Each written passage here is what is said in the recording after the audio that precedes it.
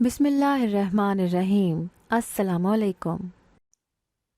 میرا بیٹا اب بڑا ہو رہا تھا تو میں اسے ٹیوشن چھوڑنے کے لیے جا رہی تھی جب راستے میں آنے والے قبرستان سے مجھے عجیب و غریب قسم کی آوازیں آئیں۔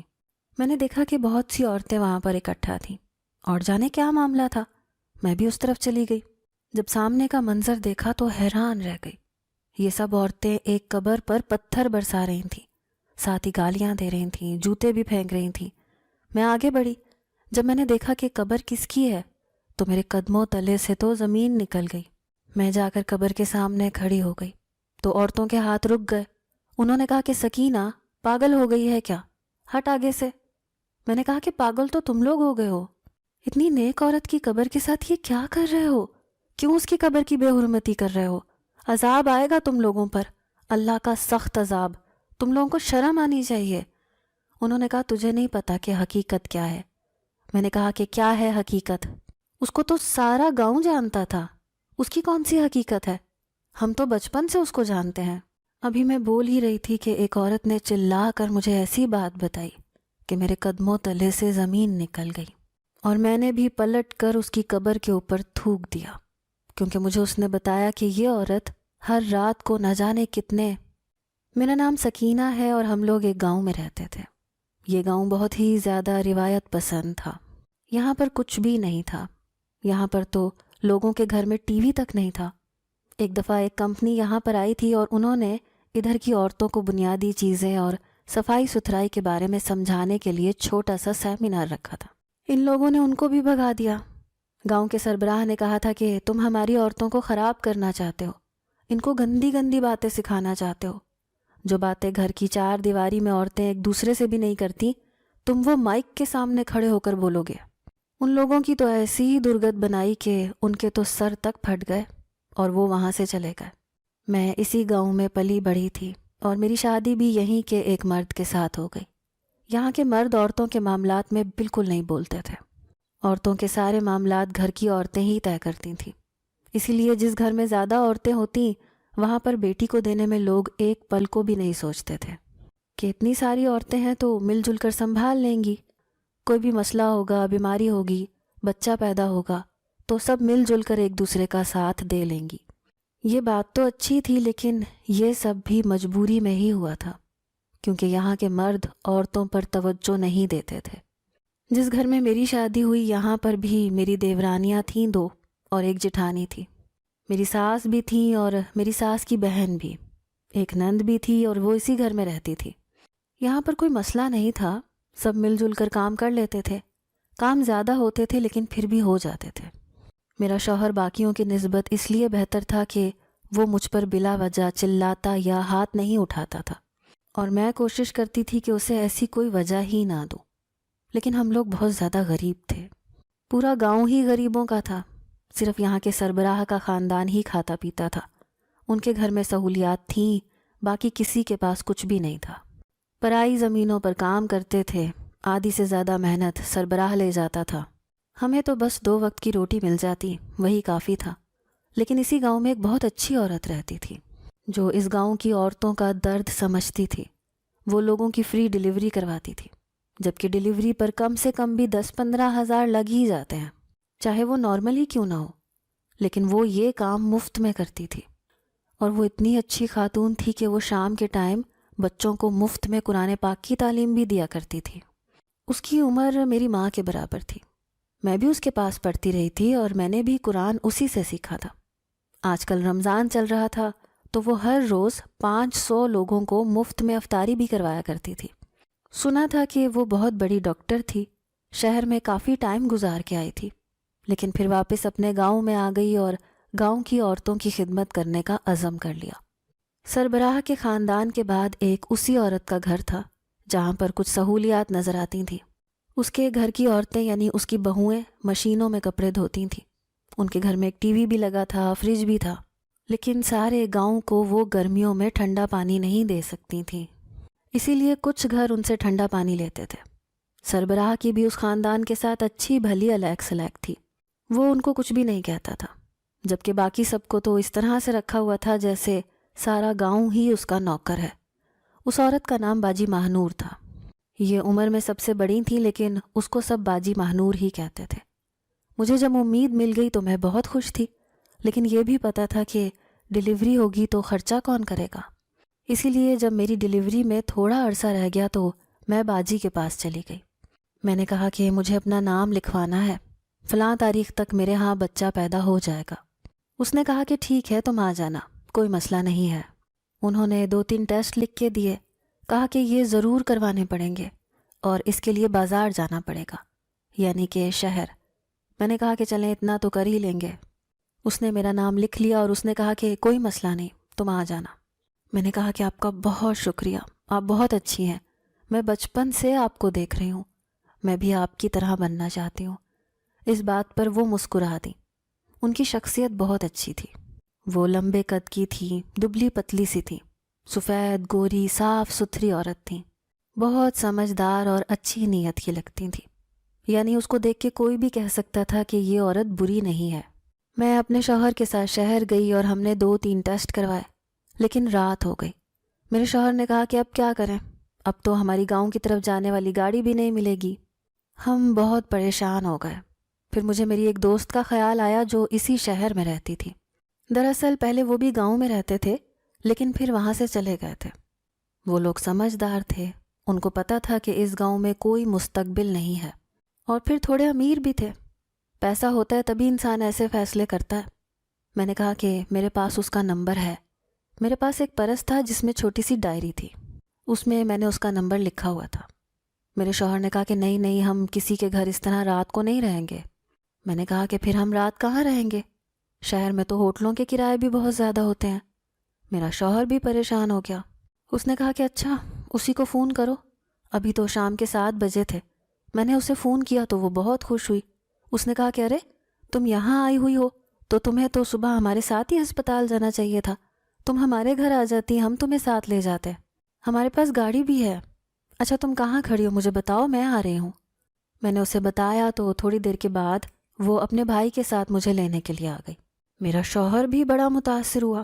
ہم گاڑی میں بیٹھ کر ان کے گھر گئے۔ انہوں نے ہمیں ایک کمرہ دے دیا، ہاتھ منہ دھلایا، کپڑے بدلنے کے لیے کپڑے بھی دیے، کہا کہ آپ لوگ تھوڑا آرام کریں پھر کھانا کھاتے ہیں۔ انہوں نے ہمارے لیے مزے کے کھانے بنائے۔ میرا شوہر اب پرسکون ہو گیا اور میری دوست کے بھائی اور باپ سے گفتگو میں مصروف ہو گیا۔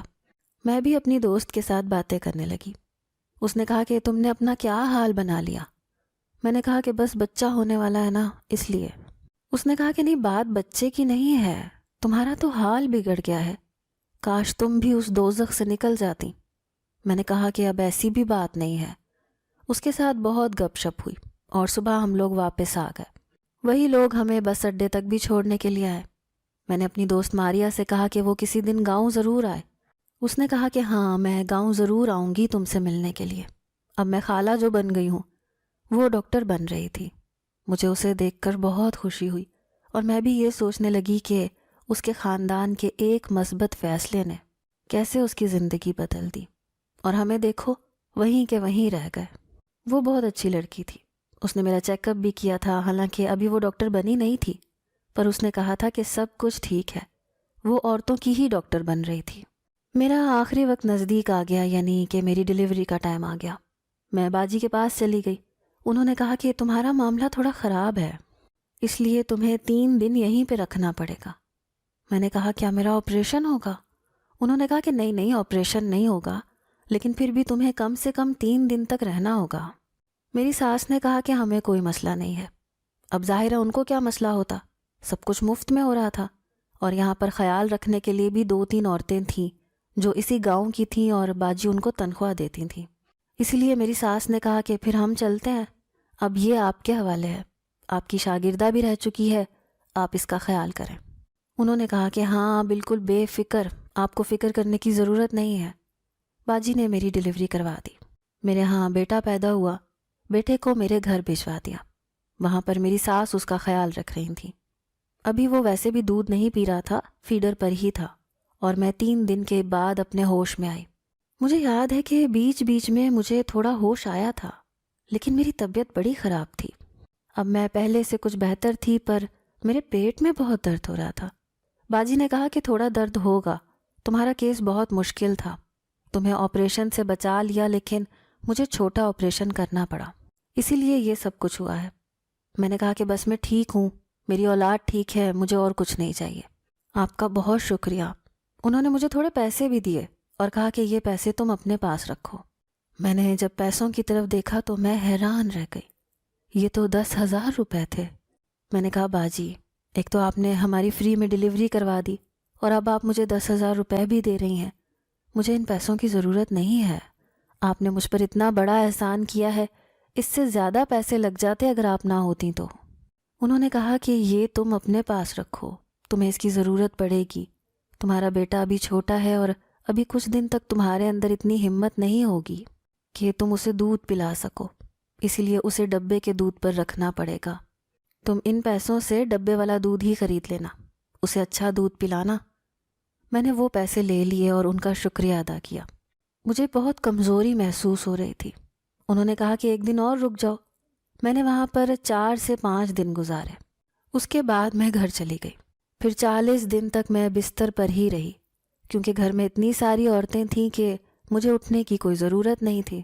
انہوں نے میرا خیال بھی کیا اور میرا مشکل وقت اچھے طریقے سے گزر گیا۔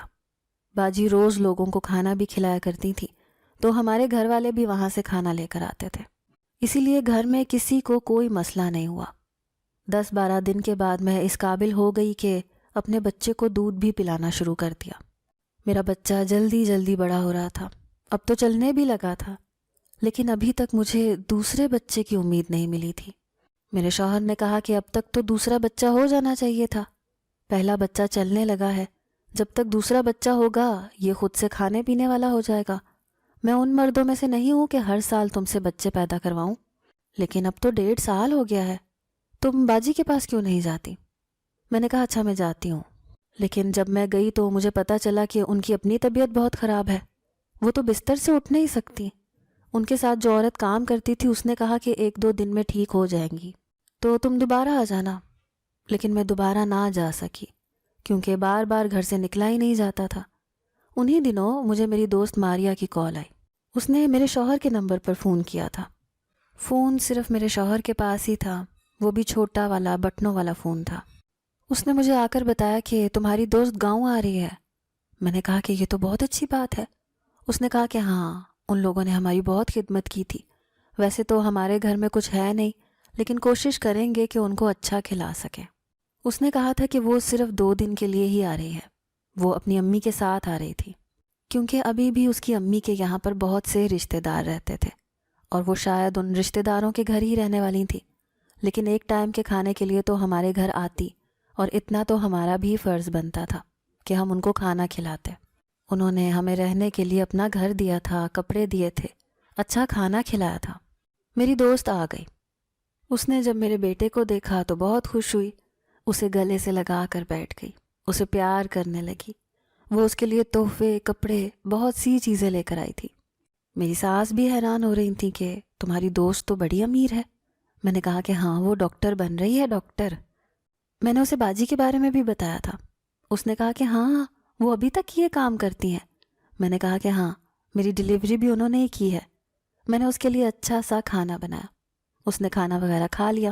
میرے شوہر نے کہا کہ تم اس کو ٹائم دو، اس کے ساتھ باتیں شاتیں کرو، میں چلتا ہوں۔ وہ وہاں سے چلا گیا۔ میں ماریا کے پاس بیٹھی تھی۔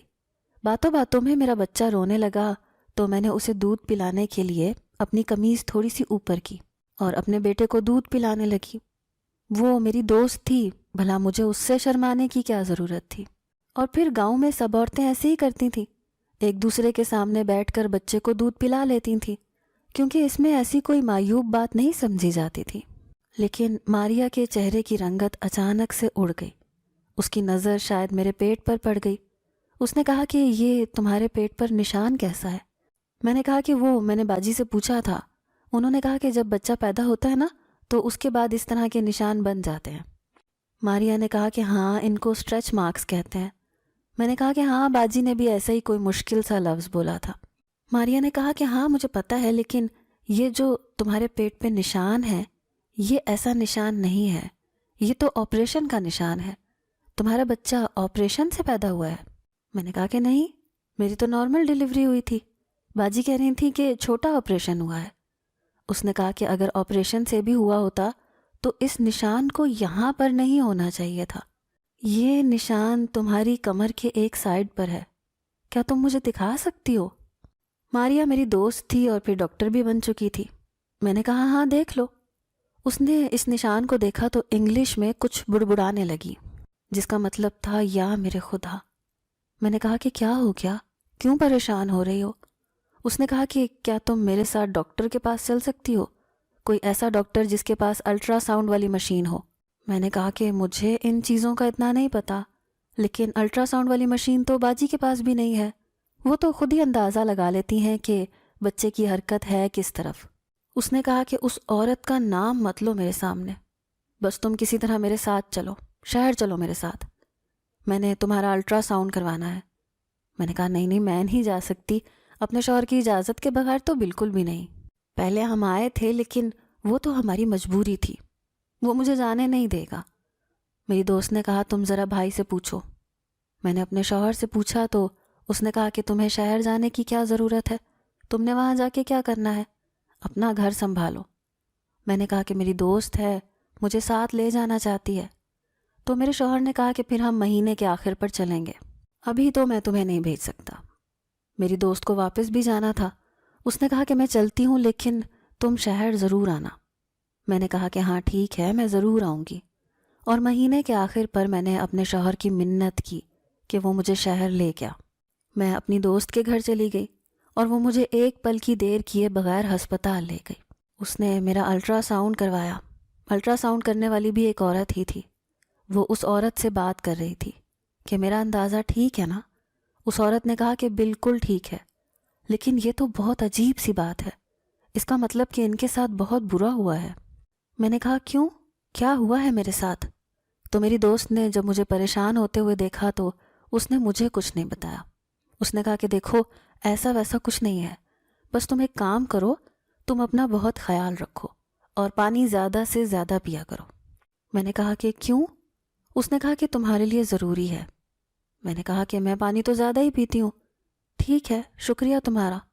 اس نے کہا کہ میں 1 ہفتے بعد تمہارے گاؤں آؤں گی اور اکیلی نہیں آؤں گی، مجھے بہت ضروری کام ہوگا وہاں پر، تم سے مل بھی لوں گی. تم پریشان مت ہونا اور کسی کو مت بتانا کہ میں تمہیں ڈاکٹر کے پاس لے کر گئی تھی یا ایسی کوئی بھی بات ہوئی تھی. میں نے کہا کہ ماریا تم مجھے ڈرا رہی ہو، کوئی تو بات ہے جو تم مجھ سے چھپا رہی ہو. اس نے کہا کہ ہاں ایک بات ہے جو میں تم سے چھپا رہی ہوں، لیکن 1 ہفتے تک تمہیں اور سارے گاؤں والوں کو وہ بات پتہ چل جائے گی، لیکن ابھی تم کسی کو مت بتانا. اگر کوئی پوچھے تو کہہ دینا کہ بس میں نے تمہیں دعوت پر بلایا تھا. میں نے کہا کہ میرا شوہر اچھا ہے جو مجھے یہاں لے آیا، ورنہ گاؤں کے مرد عورتوں کو کہیں لے کر نہیں جاتے. اس نے کہا کہ تمہارا شوہر اس سے بھی زیادہ اچھا ہو جائے گا جب اسے حقیقت کے بارے میں پتہ چلے گا. میں نے کہا کہ کیا مطلب؟ اس نے کہا کہ بس ابھی میں تمہیں تمہارے گاؤں بھجوا دیتی ہوں، تم اپنا بہت خیال رکھو اور آرام کرو.